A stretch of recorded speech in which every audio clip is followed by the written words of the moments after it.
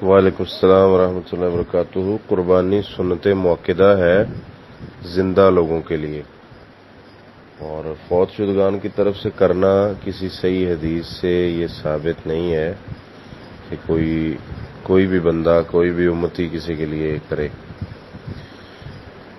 البتہ اولاد قربانی کرے تو والدین کو اس کا ثواب ملتا ہے، بلکہ ہم کوئی بھی قربانی کرتے ہیں تو وہ کسی ایک کو ثواب نہیں ہے، بلکہ ہم سے لے کر رسول اللہ صلی اللہ علیہ وسلم تک ہمارے والدین یا جن لوگوں نے یہ دین ہم تک پہنچایا سب کو اس کا ثواب ملتا ہے، اور سب اس کے ثواب میں شامل ہوتے ہیں۔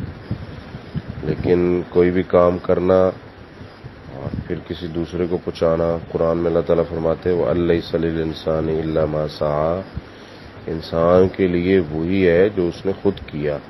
وَأَنَّ سَعْيَهُ سَوْفَ يُرَىٰ، اور ان قریب جو اس نے کیا اس کو وہ دیکھ لے گا۔